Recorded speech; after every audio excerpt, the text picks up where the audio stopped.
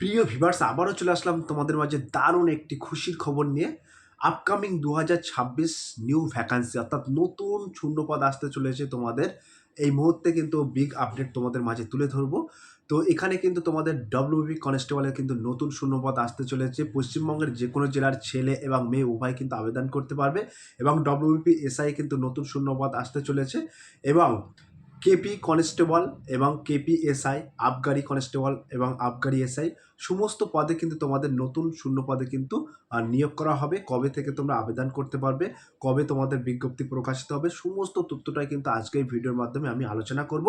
যে সমস্ত প্রার্থীরা এই ২০২৬ সালে অর্থাৎ ২০২৫ সালে যারা কনস্টেবলের পদ থেকে বাদ পড়েছো এবং তাদের জন্য কিন্তু আবার একটি নতুন সুযোগ চলে আসছে। তো তোমাদের এই ২০২৬ সালটা টার্গেট করে তোমাদের লক্ষ্যটা টার্গেট রাখতে হবে, যে লক্ষ্যটা স্থির করতে হবে যে এবার ২০২৬ সালে কিন্তু তোমাকে চাকরি পেতেই হবে। তো তুমি কিভাবে প্রস্তুতি নেবে এবং কত নম্বরে তোমাদের প্রশ্ন হয়ে থাকে, কেমন উচ্চতা দরকার, বয়স, আবেদন পদ্ধতি, অল সিলেকশন প্রসেসটা কিন্তু আজকে এই ভিডিওর মাধ্যমে একদম স্টেপ বাই স্টেপ একদম সম্পূর্ণ তথ্যটা তোমাদের মাঝে শেয়ার করব এই ভিডিওর মাধ্যমে। তাই ভিডিওটি স্কিপ না করে সম্পূর্ণটি দেখার জন্য অনুরোধ রইল। চলুন এক নজরে বিস্তারিত তথ্য জেনে নেওয়া যাক।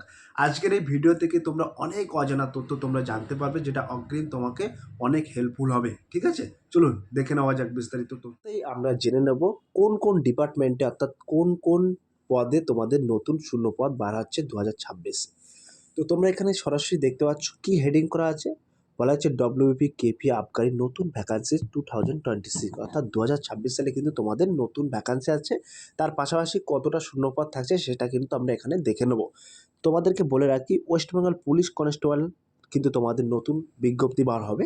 এখানে কিন্তু ১০,০০০ প্লাস শূন্যপদ থাকছে, তোমাদের ছেলে এবং মেয়ে বোথ উভয় কিন্তু এখানে আবেদন করতে পারবে। তারপরে কি বলা হয়েছে, তারপরে কেপি পুলিশ কনস্টেবলের ক্ষেত্রে কিন্তু তোমাদের শূন্যপদ বার হচ্ছে ২৫০০, ঠিক আছে। এবং আবগারি এক্সআইএসি, যেটা বলি এক্সআইএসি কনস্টেবলের ক্ষেত্রে কিন্তু তোমাদের ৩২০০ প্লাস শূন্যপদ বার হচ্ছে। এবং ডব্লিউপি সাব ইন্সপেক্টর ২০২৬ কিন্তু ৭০০ প্লাস তোমাদের শূন্যপদ থাকছে। এবং কেপি সাব ইন্সপেক্টর ২০২৬ ৬০০ প্লাস কিন্তু তোমাদের শূন্যপদ থাকছে। এই যে কেপি সাব ইন্সপেক্টর, এখানে কিন্তু তোমাদের সার্জেন্ট পদও থাকছে, ঠিক আছে। এবং এই West Bengal police sub inspector, যেটা এসআই বলে, এই এসআই কিন্তু আর্ম ব্রাঞ্চ থাকছে এবং তার পাশাপাশি আর্ম ব্রাঞ্চ থাকছে। দুটো পদেই কিন্তু তোমরা যে কোনো একটি পদে তোমরা আবেদন করতে পারবে, ঠিক আছে। এবং এক্সাইসি সাব ইন্সপেক্টর পদের ক্ষেত্রে ৪০০ প্লাস কিন্তু তোমাদের শূন্যপদ আসছে, ঠিক আছে। আপকামিং শূন্যপদ এইগুলো, এই যতগুলো পদ বললাম এইগুলো কিন্তু আপকামিং শূন্যপদ, খুব শীঘ্রই কিন্তু তোমাদের অনলাইনে আবেদন প্রক্রিয়া শুরু হবে, ঠিক আছে। তো এইবার আমরা সরাসরি দেখে নেব শিক্ষাগত যোগ্যতা, অর্থাৎ কোন পদের জন্য কেমন শিক্ষাগত যোগ্যতা দরকার।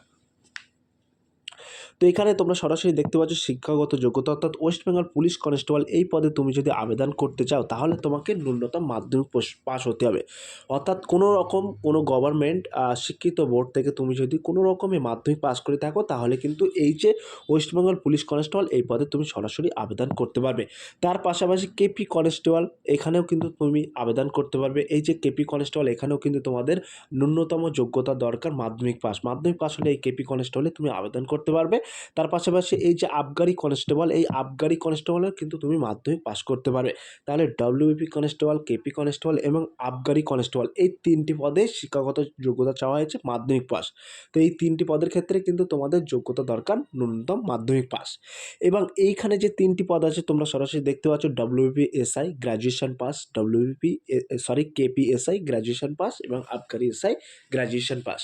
তো যারা ভাবছেন যে এই ডব্লিউপি এসআই পদে আবেদন করব তাদের উদ্দেশ্যে বলি, তাদেরকে কিন্তু অবশ্যই গ্র্যাজুয়েশন পাস হতে হবে, তবেই কিন্তু তোমরা এখানে আবেদন করতে পারবে। ক্লিয়ার? এবার আমরা বিস্তারিত তথ্য একটু জেনে নেব। তো এখানে যে সমস্ত প্রার্থীরা ওয়েস্ট বেঙ্গল পুলিশ কনস্টেবলের পদের বেলায় আবেদন করবেন ভাবছেন তাদের উদ্দেশ্যে বলে রাখি, এইগুলো কিন্তু তোমাদের অত্যন্ত জরুরি। কিন্তু এইগুলো জানলে কি হয়, অনেক কিছু তোমরা অজানা তথ্য এখান থেকে জানতে পারবে, যেটা অনেক হেল্পফুল হবে তোমাদের, ঠিক আছে। তো ১ নম্বর কলমে আমরা উল্লেখ করেছি মেন্স পরীক্ষা। তো ওয়েস্ট বেঙ্গল পুলিশ কনস্টেবলে কিন্তু এখন একটাই পরীক্ষা হচ্ছে, যেটা মেন্স পরীক্ষা। এই মেন্স পরীক্ষায় কিন্তু তোমাদের ৮৫ নম্বরের প্রশ্ন থাকে 60 মিনিট, নির্ধারিত সময় থাকবে তোমাদের 60 মিনিট। তো 85 নম্বরের 85টি এমসিকিউ টাইপ কিন্তু তোমাদের প্রশ্ন থাকে, নির্ধারিত সময় থাকে 1 ঘন্টা, ঠিক আছে।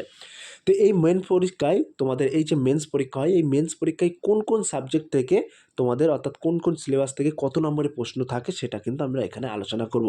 তো জিকে থেকে কিন্তু তোমাদের 25 নম্বরে 25টি প্রশ্ন থাকে এবং ইংরাজি থেকে 10 নম্বরে 10টি প্রশ্ন থাকবে, গণিত থেকে কিন্তু 25 নম্বরে 25টি প্রশ্ন থাকবে এবং রিজনিং থেকে 25 নম্বরে 25টি প্রশ্ন থাকে। এই মেন্স পরীক্ষায় ডব্লিউবিপি মেন্স পরীক্ষায় কিন্তু এই 85 নম্বরে 25টিটা প্রশ্ন থাকে, ঠিক আছে। এইবার আমরা সরাসরি দেখে নেব 2 নম্বরে আমরা উল্লেখ করেছি পিএমটি পিইটি। তো পিএমটি অর্থাৎ হলো ফিজিক্যালি মেজারমেন্ট টেস্ট এবং পিইটি বলতে বোঝায় ফিজিক্যালি এফিসিয়েন্সি টেস্ট। তো এইখানে কিন্তু পুরুষদের উচ্চতা চাওয়া হয়েছে 167 সেন্টিমিটার। তো তোমার যদি উচ্চতা থেকে থাকে 167 সেন্টিমিটার তাহলে কিন্তু তুমি এই ওয়েস্টবেঙ্গল পুলিশ কনস্টেবল পদে আবেদন করতে পারবে। এবং এছাড়াও যারা এসটি এবং হিল এরিয়া পাহাড়ি অঞ্চল থেকে বিলং করছেন তাদের ক্ষেত্রে কিন্তু এখানে উচ্চতার বিশেষ ছাড় আছে, ঠিক আছে। তো তোমরা সরাসরি একটু নোটিফিকেশানটা খেয়াল করবে। এবং মহিলা প্রার্থীদের ক্ষেত্রে এখানে বলা আছে 160 সেন্টিমিটার। তো যে সমস্ত মহিলা প্রার্থীরা এই ওয়েস্টবেঙ্গল পুলিশে আবেদন করতে পারছেন তাদের কিন্তু 160 সেন্টিমিটার উচ্চতা হতে হবে, তবেই কিন্তু এখানে আবেদন করতে পারবে। তো পুরুষদের দৌড় থাকছে কি, এখানে পিইটি থাকছে, পুরুষদের দৌড় থাকছে 1600 মিটার, নির্ধারিত সময় থাকছে 6 মিনিট 30 সেকেন্ড। তো এই 6 মিনিট 30 সেকেন্ডের মধ্যে যদি তুমি 1600 মিটার দৌড় অতিক্রম করতে পারো তাহলে কিন্তু তুমি পাস, ঠিক আছে। আর মহিলাদের দৌড় কতটা থাকছে, মহিলাদের দৌড় থাকছে 800 মিটার। তো এই 800 মিটার দৌড় কিন্তু তোমাদের সময় থাকছে 4 মিনিট। এই 4 মিনিটের মধ্যে কিন্তু তোমাদের এই 800 মিটার দৌড় অতিক্রম করতে হবে, ক্লিয়ার। এটা হলো PET, clear, PMT PET complete. তারপরে সর্বশেষ কিন্তু তোমাদের ইন্টারভিউ 15 নম্বরের জন্য ইন্টারভিউ হয়। এই কিন্তু selection process West Bengal police constable. প্রথমত তোমাদের মেন্স পরীক্ষা হবে, মেন্স পরীক্ষায় তুমি উত্তীর্ণ হলে তাহলে তারপরে তোমাদের পিএমটি পিইটিতে ডাকা হবে, পিএমটি পিইটি কোয়ালিফাই করার পরে তারপরে তোমাদের ইন্টারভিউ ডাকা হবে, তারপরে কিন্তু তোমাদের মেডিকেল এবং ডকুমেন্টস ভেরিফিকেশনের মাধ্যমে কিন্তু তোমাদেরকে নিয়োগ করা হবে ওয়েস্টবেঙ্গল পুলিশ কনস্টেবলে, ক্লিয়ার। এবার আমরা দেখে নেব কেপি কনস্টেবল অর্থাৎ কলকাতা পুলিশ কনস্টেবল 2026। তো কেপি পুলিশ কনস্টেবলে কিন্তু তোমাদের 100 নম্বরের প্রিলিমিনারি পরীক্ষা হয়। প্রথমে কিন্তু তোমাদের প্রিলিম পরীক্ষা হবে 100 নম্বরে, নির্ধারিত সময় থাকবে 60 মিনিট, প্রতিটি প্রশ্নের মার্ক কিন্তু 1, ঠিক আছে। 100টি প্রশ্ন থাকবে তোমাদের। তো এখানে কোন সাবজেক্ট থেকে অর্থাৎ কোন সিলেবাস থেকে তোমাদের প্রশ্ন আসতে পারে, তো জিকে থেকে 25 নম্বরে 25টি প্রশ্ন থাকবে, ইংরাজি থেকে 10 নম্বরে 10টি প্রশ্ন, গণিত থেকে 25 নম্বরে 25টি প্রশ্ন এবং রিজনিং থেকে 25 নম্বরে 25টি প্রশ্ন। তো তোমাদের কিন্তু এখানে 100 নম্বরের 100টি প্রশ্ন থাকে, ক্লিয়ার। তো এখানে তোমরা 2 নম্বর কলমে দেখতে পাচ্ছ পিএমটি পিইটি। তো পুরুষদের উচ্চতা চাওয়া হয়েছে 167 সেন্টিমিটার, মহিলাদের 160 সেন্টিমিটার, ঠিক আছে। আগে গতবারে একটু স্কিপ করে যেটা বললাম সেটাই যে ওয়েস্টবেঙ্গল পুলিশের ক্ষেত্রে যেমন এই কেপি পুলিশ কনস্টেবলের ক্ষেত্রে সেম টু সেম। তো পুরুষদের দৌড় থাকছে 1600 মিটার, 6 মিনিট 30 সেকেন্ড নির্ধারিত সময় থাকছে, মহিলাদের দৌড় থাকছে 800 মিটার, নির্ধারিত সময় থাকছে 4 মিনিট। এবার মেন্স পরীক্ষা কিন্তু এই যে কলকাতা পুলিশের মেন্স পরীক্ষা কিন্তু 85 নম্বরের হয়, নির্ধারিত সময় থাকে 60 মিনিট। তো এখানে জিকে থেকে কিন্তু তোমাদের 25 নম্বরে 25টি প্রশ্ন থাকে, ইংরেজি থেকে 10 নম্বরে 10টি প্রশ্ন এবং রিজনিং থেকে কিন্তু 25 নম্বরে 25টি প্রশ্ন থাকে, ঠিক আছে। তোমাদের কিন্তু এখানে এবং ম্যাথ থেকেও কিন্তু 25 নম্বরে 25টি প্রশ্ন থাকে, ঠিক আছে। এটা কিন্তু তোমাদের টোটাল 85 নম্বরের প্রশ্ন হয়ে থাকে মেন্স পরীক্ষায়। এবং ইন্টারভিউ কিন্তু তোমাদের 15 নম্বরে ইন্টারভিউ হয়, ঠিক আছে। এটা কিন্তু কেপি পুলিশের সিলেকশন প্রসেস, জাস্ট কেপি পুলিশের কিন্তু প্রিলিমিনারি আগে হয়, প্রিলিমিনারি রিটেন টেস্ট। তারপরে আমরা সরাসরি দেখে নেব কেপিএসআই এবং ডব্লিউবিপিএসআই। তো তোমাদের বলে রাখি কলকাতা পুলিশ এবং ডব্লিউবিপি পুলিশের প্রিলিমিনারি পরীক্ষা হয় 200 নম্বরে, 100টি কিন্তু প্রশ্ন থাকে, নির্ধারিত সময় থাকে কিন্তু 90 মিনিট অর্থাৎ 1.5 ঘন্টা সময় থাকে, কিন্তু তোমাদের প্রতিটি প্রশ্নের মান কিন্তু 2 করে থাকে, ঠিক আছে। তো জিকে থেকে কিন্তু তোমাদের 50 নম্বরে 50টি প্রশ্ন থাকে, রিজনিং থেকে 25 নম্বরে 25টি প্রশ্ন থাকে, গণিত থেকে কিন্তু 25 নম্বরে 25টি প্রশ্ন থাকে, অর্থাৎ প্রতিটি প্রশ্নের কিন্তু মান 2, অর্থাৎ 100টি প্রশ্ন থাকে, প্রতিটি প্রশ্নের মান 2, ঠিক আছে। তারপরে বলে রাখি তোমাদের পিইটি এবং পিএমটি কি থাকে। তো 2 নম্বর কলমে পিএমটি পিইটি আমরা আলোচনা করেছি। তো পুরুষদের ক্ষেত্রে উচ্চতা চাওয়া হয় 163 সেন্টিমিটার, এটা অনলি ফর আর্ম ব্রাঞ্চ, অর্থাৎ আর্ম ব্রাঞ্চে যারা আবেদন করবেন তাদের ক্ষেত্রে কিন্তু 173 সেন্টিমিটার উচ্চতা চাওয়া হয় পুরুষদের, অর্থাৎ ডব্লিউবিপিএসআই এবং কেপিএসআই, ঠিক আছে। এবং যারা আনাম ব্রাঞ্চে যারা আবেদন করবেন তাদের কিন্তু উচ্চতা চাওয়া হয় 167 সেন্টিমিটার, ক্লিয়ার। এবং মহিলাদের কিন্তু এখানে তোমাদের 152 সেন্টিমিটার উচ্চতা চাওয়া হয়। তো এখানে কিন্তু দুটো পার্ট আছে, একটা হচ্ছে আর্ম ফোর্সেস অর্থাৎ আর্ম ব্রাঞ্চ, এটা হচ্ছে আনআর্ম ব্রাঞ্চ, ঠিক আছে। এই দুটি ব্রাঞ্চে কিন্তু ভাগ করা হয়, ডব্লিউবিপিএসআই এবং কেপিএসআই এবং সার্জেন্টেডে, ঠিক আছে। তো তোমাদের তারপরে 3 নম্বরে উল্লেখ করা আছে মেন্স পরীক্ষা কিন্তু ডেসক্রিপটিভ পেপারেই তোমাদের মেন্স পরীক্ষা হয়, তারপরে কিন্তু ইন্টারভিউ হয়, ক্লিয়ার।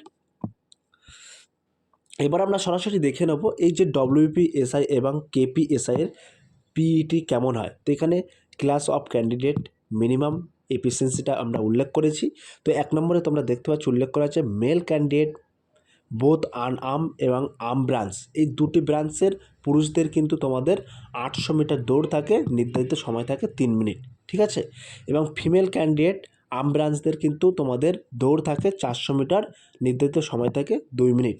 এবং third gender candidate both arm branch এবং আনআর্ম ব্রাঞ্চদের কিন্তু 400 মিটার রান থাকে উইথ 1 মিনিট 40 সেকেন্ড কিন্তু তোমাদের নির্ধারিত সময় থাকে। এটা কিন্তু কেপি পুলিশ এসআই এবং ডব্লিউপি এসআই এর কিন্তু পিইটি অর্থাৎ ফিজিক্যালি এফিসিয়েন্সি টেস্ট, ক্লিয়ার।